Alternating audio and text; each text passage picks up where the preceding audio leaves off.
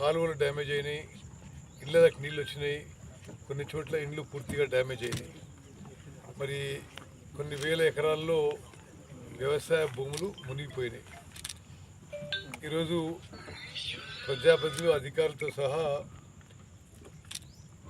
హుజూర్నగర్ నియోజకవర్గంలో అతి భారీ వర్షాలు, వరదల వల్ల దెబ్బతిన్న ఇండ్లు, పొలాలు, కాలువలు, చెరువులు, రోడ్లు ఇవన్నీ చూసుకుంటూ ఇప్పుడు ఈ కృష్ణా నది ఒడ్డున ఉన్న గుండ్లపల్లి గ్రామానికి రావడం జరిగింది.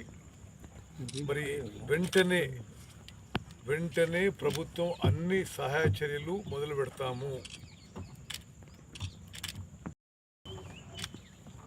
మరణించిన వాళ్ళకి ఈ భారీ వర్షాల్లో, ఈ వరదల్లో మరణించిన వాళ్ళకి కుటుంబాలకి 5 లక్షల రూపాయలు ఇవ్వడం జరుగుతుంది.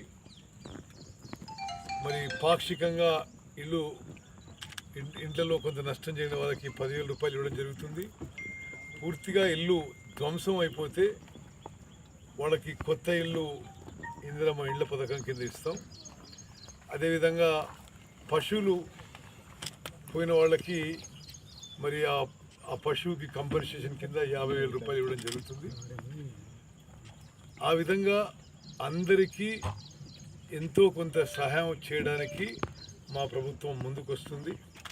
ప్రోయాక్టివ్గా వర్షాలు మొదలైనప్పటి సంది రాష్ట్ర ముఖ్యమంత్రి నుంచి కింది స్థాయి అధికారి వరకు పూర్తిగా క్షేత్రస్థాయిలో ఫీల్డ్లో ఉండి ప్రజల్లో మమేకమైపోయి మేము ప్రజల్లో ఈ క్లిష్ట సమయంలో ఆదుకోవడానికి, వారికి సహాయ చర్యలు చేయడానికి కట్టుబడమని చెప్పి నేను మనవి చేస్తూ, ఇంకేమన్నా మేము చేసే పనులు మిగిలిపోయి ఉంటే తప్పనిసరిగా అవి కూడా చేపడతామని చెప్పి నేను మనవి చేస్తాను.